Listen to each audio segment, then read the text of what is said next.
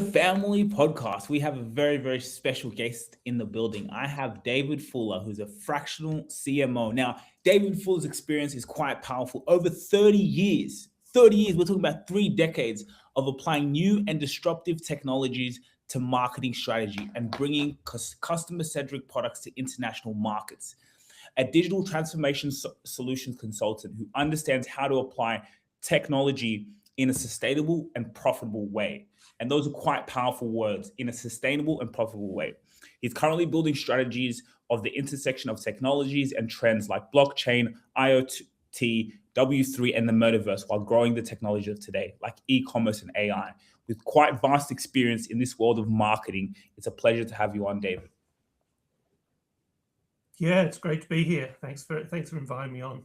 No worries. So I just gave such a quite stellar background, over 30 years. And one thing that's really stood out is the way you apply new and disruptive technologies to marketing strategy. And the number one thing, of course, is bringing that customer-centric products to international markets. So can you just take us a little bit back on how you got started? Where did this passion lie in solving problems around marketing and using technology around a customer-centric approach?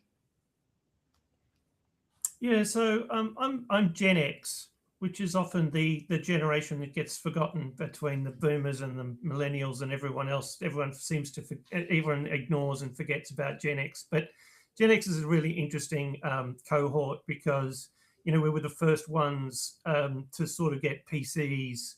I remember seeing Apple IIe when I was sort of 8 or 9 years old and being blown away by it. I had a Commodore 64 computer when I was young, which I guess I kind of got the bug for technology and coding and digital kind of back then. And, then we were in our, I guess, early 20s when mobile phones became, democratized. And I had a sort of Nokia banana phone, the one used in the Matrix, when I was back there. So I guess I was always sort of at an impressionable age when some of those technologies came about. I was at university in Melbourne when I first saw Mosaic web browser demonstrated to me. So yeah, just right in that impressionable time when some of those technologies were coming to market. So I think that's probably where it came from. Yeah. And then where did the passion of marketing come into play? So I actually started in sales, and I got an internship with Procter and Gamble when I was at university, and that was a really interesting experience. It was 3 months over the university summer break. They gave me a station wagon full of Vicks cough cold medication. They gave me 20 pharmacies, and they said, go and sell this stuff. And obviously Procter and Gamble was back then one of the, if you wanted to work in branding or marketing, Procter and Gamble was one of those companies, along with Unilever and Nestle, Coca-Cola, that, if you wanted to do marketing, they were the companies that you wanted to go and work for. So that was amazing to sort of get a foot in the door and see how they did marketing and how they did branding, how they broke out what they call trade marketing. So, understanding the difference of selling to a supermarket versus selling to an end customer, and those types of things. So, yeah, did that with Procter and Gamble. Then I went back to uni for a year, and then I got a role with their competitor Unilever, and went and worked for Unilever which again, I walked out of my university course. Actually studied economics with a little bit of marketing, but I'll come back to that. I walked out of university and into my first boss's office, and he basically said, "Forget everything you've learned. Your education starts now." So yeah, that was also a great place to start.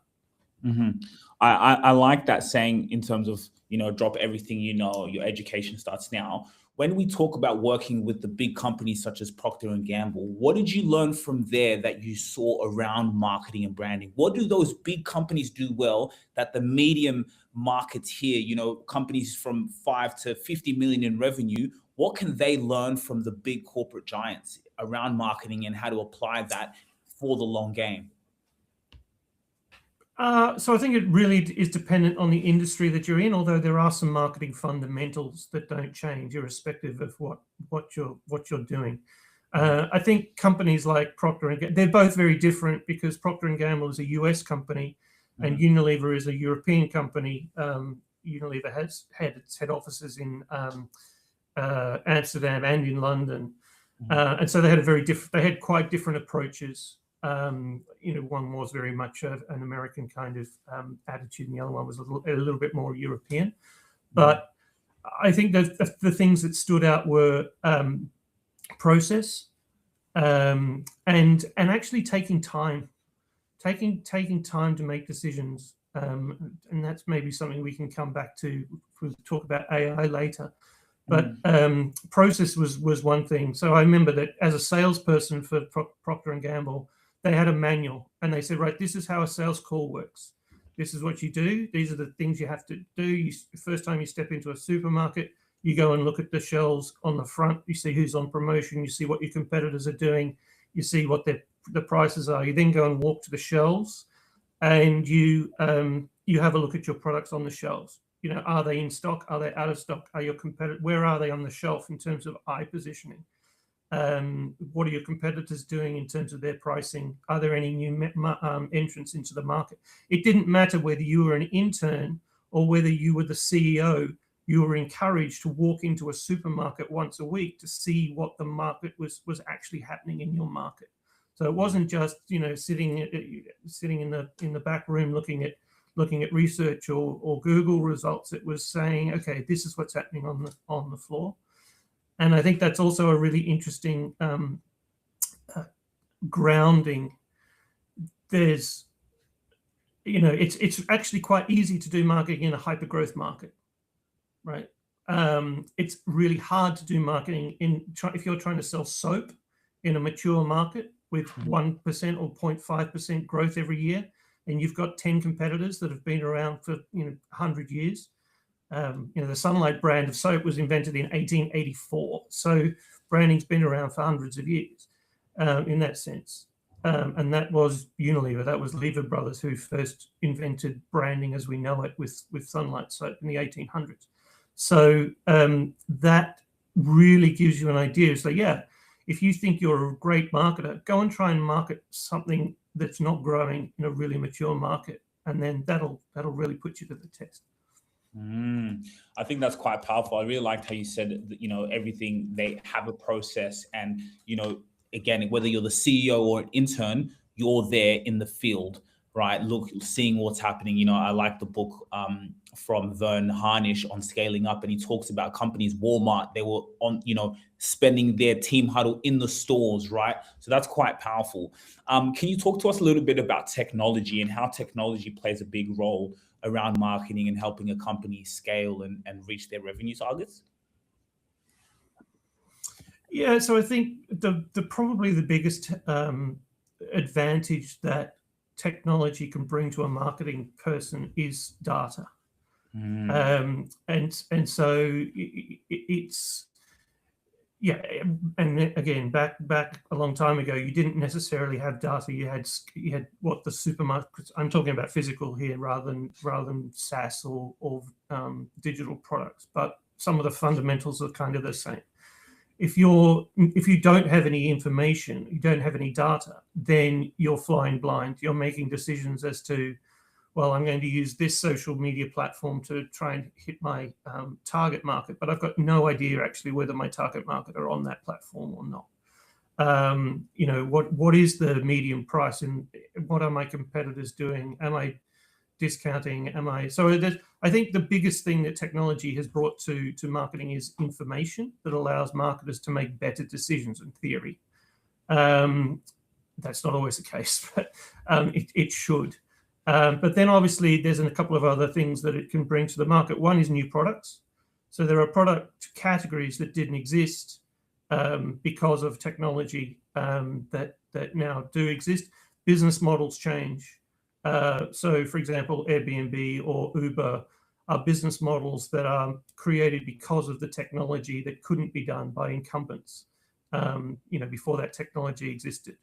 If you look at some of the decentralized fintech products that are coming out of blockchain that blockchain allows, again, those products couldn't be offered to customers without that blockchain technology. And sometimes you're too early. Sometimes you're too early to market. You say, oh, this is a fantastic new shiny toy. AI might be one of those things at the moment that you kind of, it's a solution looking for a problem. But yeah, I think technology there's a lot of ways. Obviously, what a lot of people understand to be marketing today, which is the advertising and promotion side of things, changes all the time because of technology. The ability to be able to create ads, quickly and disseminate them to millions of people instantly, and having viral effects and whatever else. But yeah, there's a lot of impact of technology on the marketing mix. Wow, powerful, very, very powerful. And especially, I love how you talked about around the data side of things and then also into new products. So, you wrote your latest article about how economics make the best marketers, right? What exactly does that mean? So again, this comes back to my theory that marketing has been kind of siloed into what used to be just a subset of marketing, and that's the advertising and promotion side of marketing. The tactical growth building, the performance side, we go and spend this amount of money and we want to get this return immediately from that spend. And it's called marketing for a reason, because it's about markets. And markets operate on a set of principles that, if you understand microeconomic theory, you know that, for example, at the very, very basic level, there's demand and supply. Okay. And so sometimes you can break those rules. So you've got a certain amount of demand, you've got a certain amount of supply, and there's an equilibrium where they meet. And if there's an excess of demand, then the prices can be higher. If there's an excess of supply, the prices will be lower. But you have control over pricing, because pricing is also a signal. You can go out to the market if you're a price leader and you say, if you're Apple and you say, right, the price of our mobile phone is going to be $1,000, even though the functionality set of that mobile phone is no different to a $100 phone that you can pick up from a Chinese brand. So I picked up a phone in Dubai a couple of weeks ago from a brand called HMD. I've never heard of them. It's an eSIM phone. It does absolutely everything that an Apple, the latest Apple phone does, at a tenth of the price. So the only reason that Apple can charge $1,000 for the phone that's got $100 worth of functionality is because they've spent 20 years building a brand, which is the other part of marketing. So, or another element of marketing. But then there's also, I think, as a marketer, you need to understand things like opportunity cost. Every time somebody makes a decision to buy your product, it's because they're deciding not to choose something else. They've got $20 to spend. Are they going to spend it on a latte, or are they going to spend it on a juice? And that's also, there's other behavior in there as well, like substitution. So if you ask a bad marketer who their competition is, they'll say nobody. You ask some marketers who their competition is, and they'll say, well, if I'm Apple, my competition is Samsung. But actually, your competition is anything that your customer might spend that money on otherwise.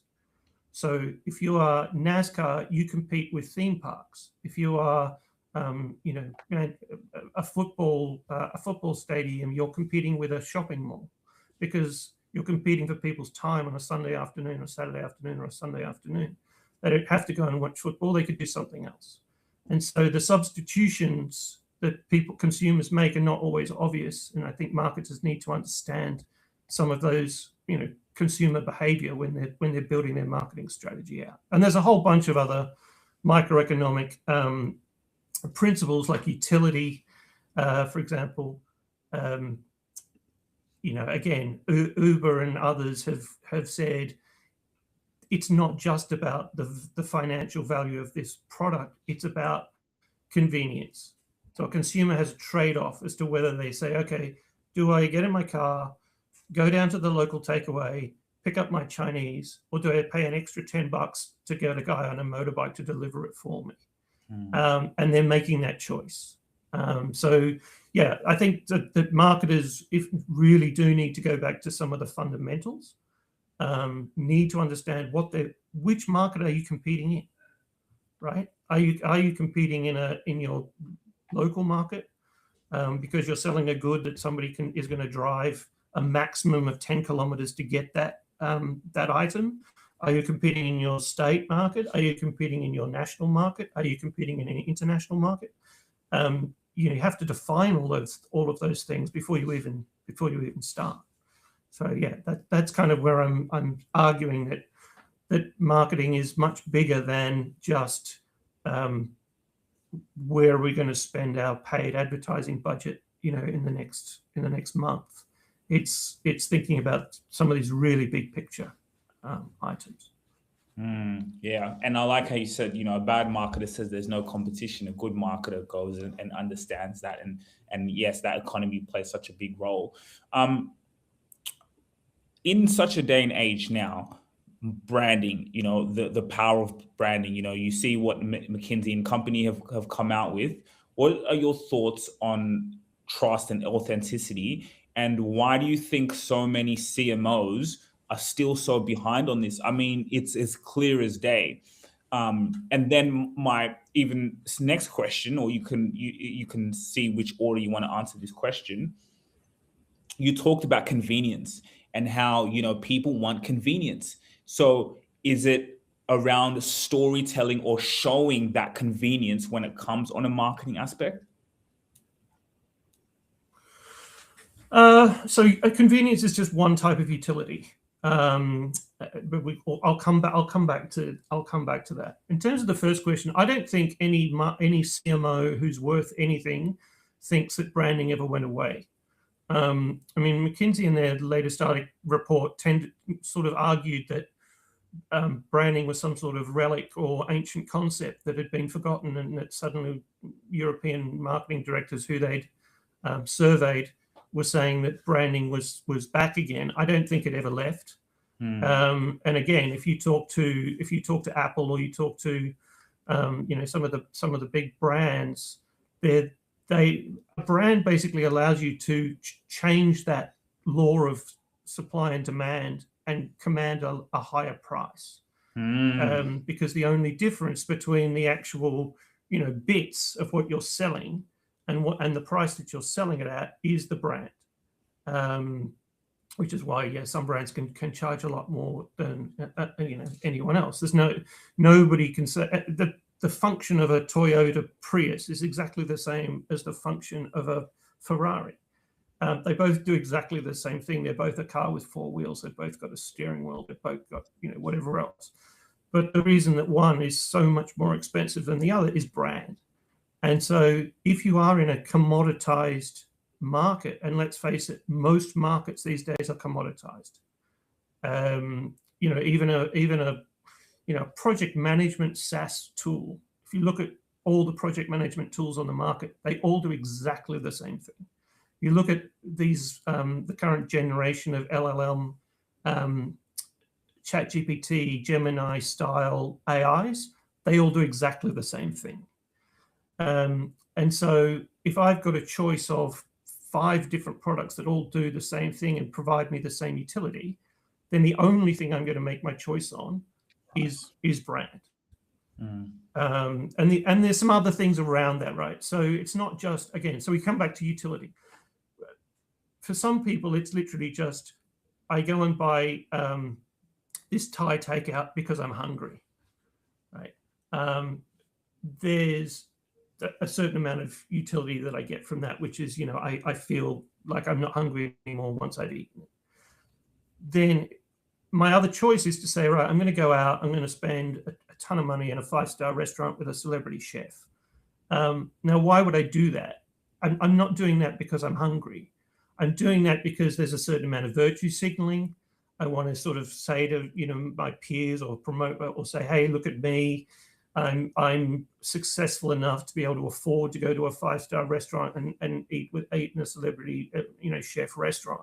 That's nothing to do with the product, the quality of the food. That's to do with what the consumer is getting out of it, which is ego and virtue signaling and a whole bunch of other stuff. So there's some really complicated psychological things going on in there. And as a marketer, you need to understand what is driving your consumer. Is it ego? Is it FOMO? Is it, are they buying this because they've got fear of missing out? Are they doing it because they feel anxiety and they want to buy insurance because they're a risk-averse person and they want to feel safe? Are they someone who just wants to, save money? Are they someone who wants to show off to their friends? So there's a whole bunch of reasons why people buy one brand or another. And as a marketer, you have to understand what is that driver that's making those people buy that thing, and how much will they pay for it? Maybe you're leaving money on the table. Maybe you're discounting a product and you're selling it at $2 when you could sell it for $8. And that's it's so powerful. And I think even when you look at it, like how said that a lot of now everything's becoming commoditized, right? It's such a crowded marketplace. And when you build that brand, you actually filter out the customers that you don't want, because the customers that you don't want, 5 of the same thing, products or services that can do the same things, the customers that maybe are not part of your tribe or you want to attract, they're going to make their choice based on price. So now it's just a race down to the bottom. But the ones who have that powerful brand, they attract the best customers who, stick around the longest, who value their service or product the most. So I think it's quite important what you're saying around branding, and it's never really gone. It's always been here. And I think it's just been exposed just more and more because, the playing field is now easier. We can start media companies. We can, create a podcast. We don't need to have a $200,000 ad on the television anymore. No, even by doing this is us, using that blueprint around the personal brand. So what are your thoughts around AI and how people are using AI at the moment around marketing and even just business development in general? Yeah, so I think like I said, I'm an early adopter of all kinds of technologies, and so I'm not out there to bash AI. I think there's some really interesting user cases that we can apply. I would caution marketers from using AI without thinking of some of the consequences. So let me just step back and say why I say that. As I've just said, marketing is kind of a visceral, subjective art form. There is some, if you're doing database marketing, there is some science to it, but it's an emotional activity, and AI has no lived experience. So AI can't tell you which Thai takeout tastes better because it's never tasted one. It can't tell you which aftershave is more suited to you because it can't smell. And so I'm talking about physical products, but it also can't do real world comparisons about UX, for example. So if I'm using an app and I find that there's friction in using that UX, AI can't really experience that as I experience it. So at the moment, I think there are some things that basically say, okay, well, that doesn't line up with doing great marketing. I think the other thing is that speed reduces quality, and so you were just talking about how we don't need to invest in a satellite dish and broadcast technology in order to deliver this to customers. But, and this is going to sound a little bit old man-ish, but when I traveled around Asia, I had a film camera, and you had 36 frames of film, and you had to really choose what you were going to take a photo of. You had to sit there and say, I'm going to compose this, because you then had to pay to process every single one of them, right? So you take it into the pharmacy and you get your film roll processed, and it would cost you money for every single photo you developed, which actually made you a little bit more thoughtful as to which photos you really wanted to take. Whereas now you can take 1,000 photos in a minute. You never look at them. There's no downside. It doesn't matter if they're a bit crap because, whatever. There's no skin in the game. And similarly, I think that there's, if you look at some television series or some films, there's an indulgence that, a director says, well, I'm not constrained by how much film is in a canister anymore. I can shoot 2 hours of film and I don't have to think about the edit, and I can be a bit lazy, and I can and I'm not really being very customer centric because I'm not, I'm just being a bit lazy because I'm like, I don't need to edit it because it can be 2.5 hours long, even though most consumers don't want it to be that long. So I think, the ability to just be able to, just because you can do something quickly, perhaps reduces the quality. So rather than, thinking about an email and composing it and doing the due diligence and doing the lead scoring and making sure that email is the most relevant it could possibly be to give you the best chance of converting that cold person into a lead. If you make a mistake, so for example, I got a LinkedIn one this morning, which I get every day, which is sort of like, hey, I see we share a bunch of connections, we should connect. I go back and I check, and it's like, we don't share any connections. So either you're being disingenuous or you're just not thinking, and you're just pushing that out because that's what the AI has told you to send out, because it says, oh, you will build trust if you say we share connections. But if I then look and check and you don't share connections with me, why would I start a business relationship with you? Either you're lazy or you're not being honest with me, So there's some real brand safety challenges there if your AI is sending out messaging that doesn't line up with your brand positioning, or violates the trust that people have maybe put in you or built. And so that's a big, obviously, sometimes I get that when I see communications from a sales team or from a marketing operations team that send me a message, and I think the brand manager or the marketing manager must be pulling their hair out if they saw that message being sent out to customers. I've spent a whole bunch of money trying to get customers to think about my brand and be aware of my brand, and so when they get that email, they actually open it because they see who it's from. And then the message that's in that is completely the opposite of the message that I'm trying to build. I'm so glad that you brought that up. And I know we talked about earlier the same thing with me. I actually received one the other day. Hello, Sujiro. We've been connected on LinkedIn for a while, and I've never really made an effort to engage with you. As a design agency, we're always on the lookout for exciting projects, blah, blah, blah. And then I just replied and said, how long have we been connected for? And then no reply. I actually always reply to them because they're just rubbish messages, but then I'll question them on it. Some don't reply. And then I even say to some people, oh, was this an automation or did you write this? And I actually give them advice because it's so true. They're just using it blindly, and it's a bad rep. Who wants to do business like that? And then, oh, can we just hop on a quick call? It's like, whoa, like, so it's so true. It's just the way people are using it. And so, for example, we run a cold outreach as part of what we do in terms of client acquisition, right? We help our CEOs, our clients go in and add clients onto their business. And cold outreach is important, right? We need to fill up the pipeline. And so even personally for us, that's why I think this is such a good conversation, because that's where the marketing and the sales come into play. Because number one, a lot of these people, they'll send those messages and then you go on their profile, maybe one post, you barely even see anything. So not only have you not personalized the message, but then when I come on your profile, where is the credibility? Where is the authority? Where is the positioning?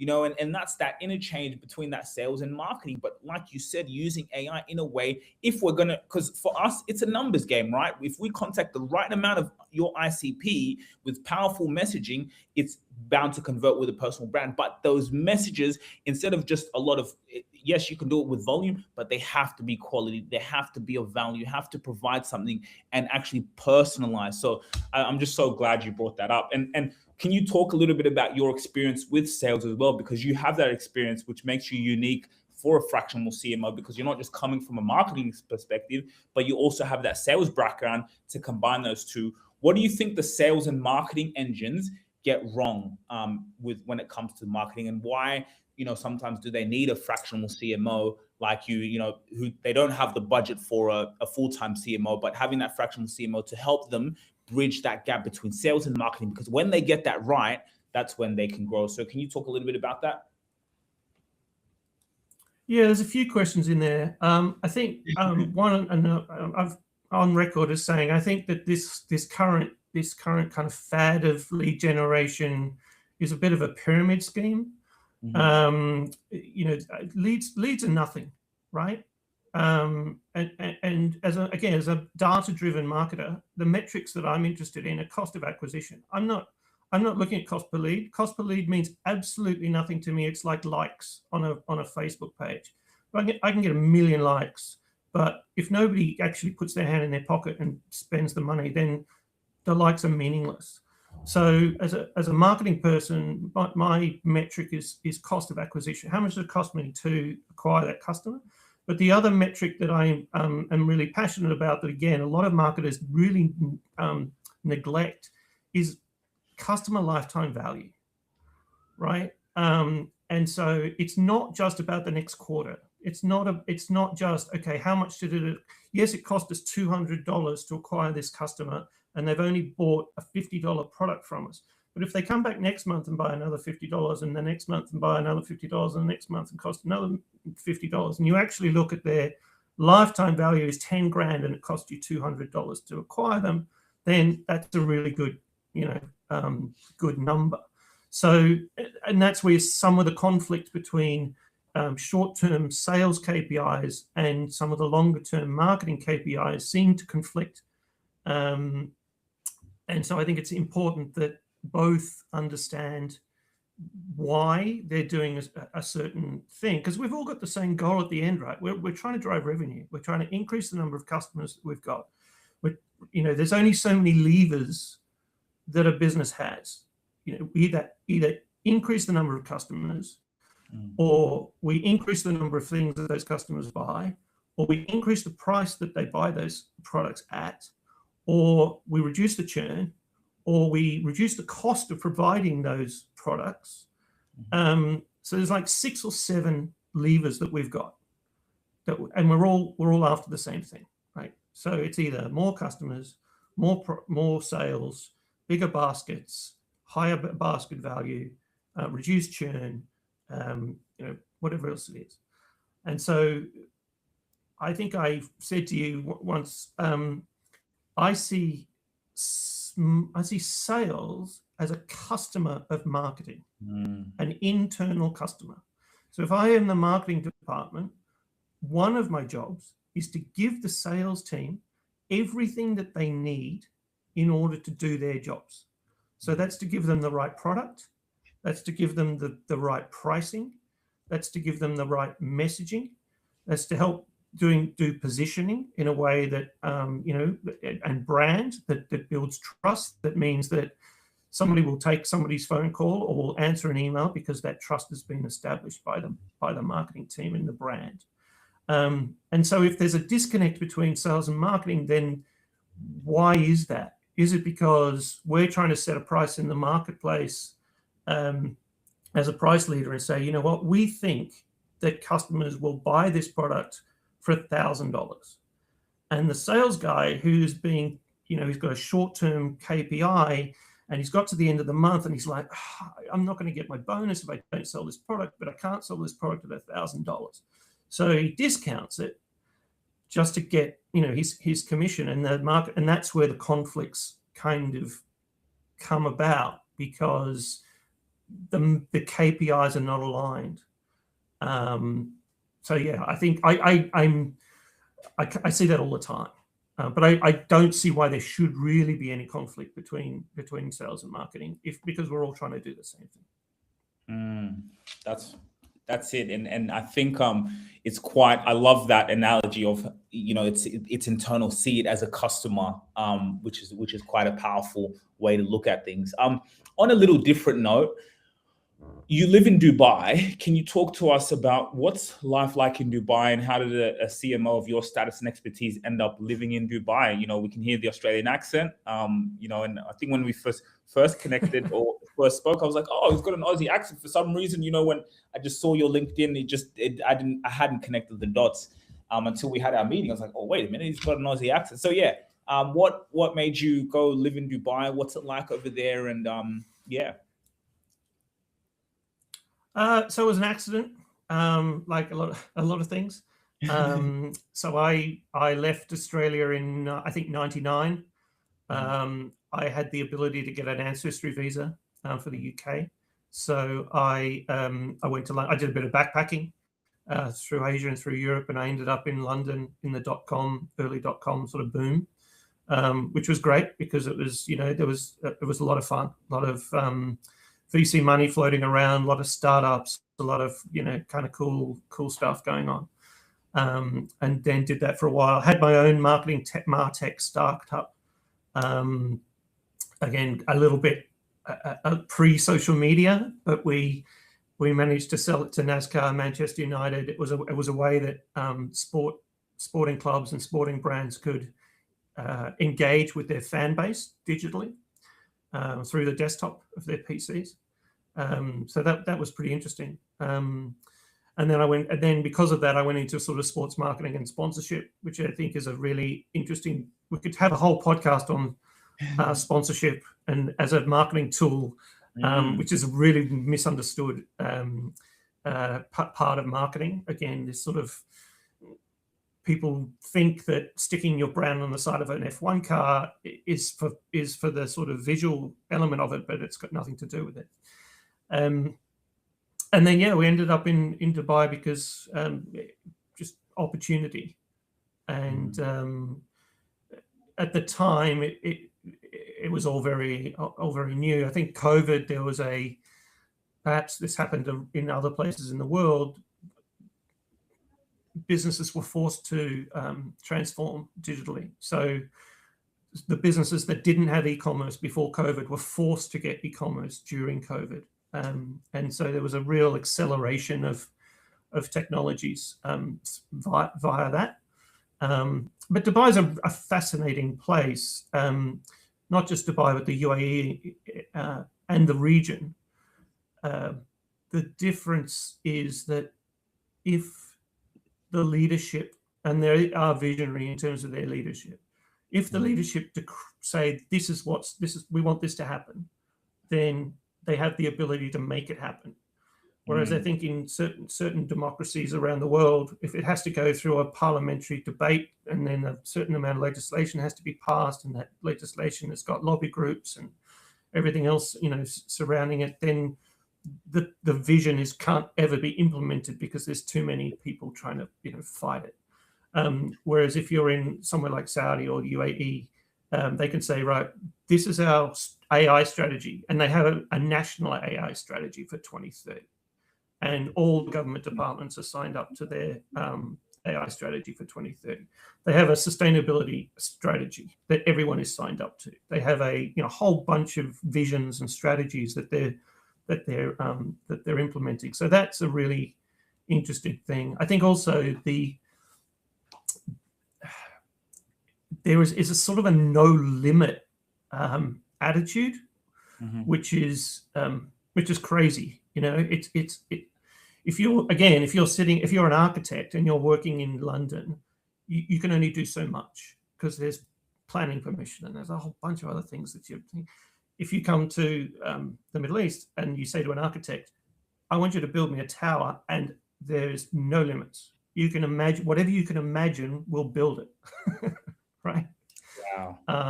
And I think that's also why a lot of they wanted to attract crypto. There's a lot of crypto and blockchain startups here. There's a lot of fintech startups here.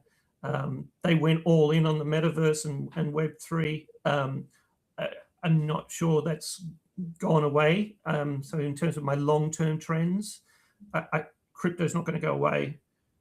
Web3 and metaverse are not going to go away. They might not be the big monolithic, everyone's in the same 3D Facebook kind of idea that we had 3 years ago, but there will be a version of metaverses.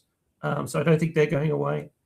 And then, yeah, there's the whole bunch of other really interesting, and even like sustainability in the Middle East. You wouldn't think about it, but the investment going into solar farms and some of the stuff that's happening is really interesting.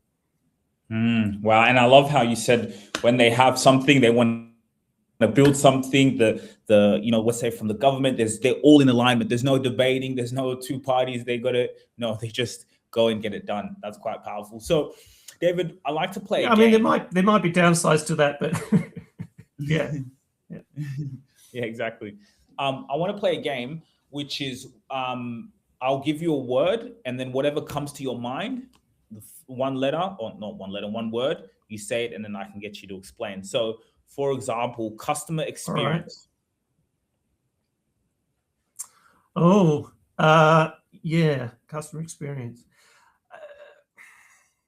Misunderstood. Explain. Oh, I like that. What do you mean? Yeah, so I think customer experience has been kind of co-opted as a new word, or a new word for customer support. Mm-hmm. So most people, when they think about customer experience, or many people when they think about customer experience, think about the call centers and chat and after the purchase type of support, customer support. For me, customer experience is the journey from awareness of a product or service all the way through to the use of that product or service. Yeah. And so that's a really long thing, and it can be incredibly complicated. So, for example, the customer experience for a tourist going to a city, right? That doesn't start when they get out of Tullamarine or Kingston Smith and get into a cab. That starts way back, where they get into the cab at the other end, at the beginning of their journey, right? That travel experience starts way back. And that's the same for onboarding for a bank, for example. So customer experience for a neobank includes downloading the app. Is that an easy thing to do? On doing the KYC, which is know your customer thing, is that easy to do? Neobanks like Revolut and those types of things have actually made a differentiation or a competitive advantage, because they've used technology to make the onboarding process, the customer experience of onboarding, seamless and frictionless, using facial recognition, for example. So I hold my phone up to my face, I upload my biometric ID, it compares the two, it says, yep, there's your bank account. It happens in minutes. Whereas a traditional bank is still saying, oh, come down to the branch, fill out a bunch of forms, and we'll get back to you in a week once we've looked at your 5 forms of printed ID on and everything else. So customer experience can be a competitive advantage, again, within a commoditized market. And part of the product and the product experience and the product design is there's a marketing element to that, right? So again, what do we want to do? We want to be the easiest bank in the world to use. That's a marketing decision, right? What is our competitive advantage? The speed at which we can onboard you and get you into an account. So yeah, that's customer experience. Again, it's a 3-day training course that we can do.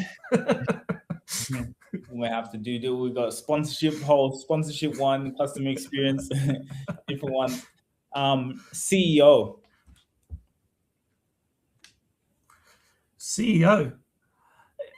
Yeah, interesting. I think CEO is a different. Let me actually rephrase that. So I'm going to say CXO. Mm-hmm. Right. Whether you're talking about CMO, CFO, CTO, CEO, the most important letters in those acronyms are the C and the O. And often people misunderstand what both of those letters actually mean. And for me, both of those have real meaning. So the C means you are the most important person in that function in the organization. You can't be a CMO if there's a vice president of marketing above you. It doesn't work. If you are the C, you are the top. The buck stops here. Anything to do with marketing is me. And so for the CEO, that means everything, right? You are the chief executive, and the O is really important, officer. You are an officer of the company, which means you have a fiduciary duty to your shareholders, to your customers, to your team, to everybody, to make sure that accountability and governance and all those things are being done correctly. And if something's not being done correctly, then it's your fault. And I think there's a lot of CEOs who kind of more recently have tried to get around the fact that they are the ultimate office holder, and are responsible for all decisions. Ultimately, all decisions of the company come back to the CEO. So, yeah, I think that people often misunderstand the O part. That you have a responsibility, that if you see something that is a little bit, whatever else, you're not really allowed.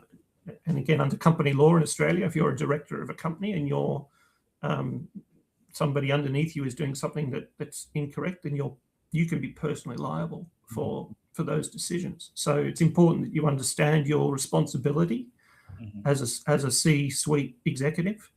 And often you need to show a little backbone as well, and maybe stand up to others, from a moral standpoint, to sort of say, you know what, this isn't right. We're ripping our customers off, or we're doing something that is a slightly grey area within the regulations, and I'm going to put my hand up and say I object to this. I want it to be on the record that I object to this, because otherwise it could come back and bite you later on. Yeah, man. And you see, these big companies that a CEO makes a mistake, a big one, boom, you're gone, because like you said, it all comes back down to you. So we've run out of time, David. This has obviously been amazing. It's crazy how time just flies when you're having fun, but I really do appreciate your vision. This was called CMO. I did have, I don't know if we've got 2 minutes, because I did have 2 pieces of advice. Please do. People. Yes.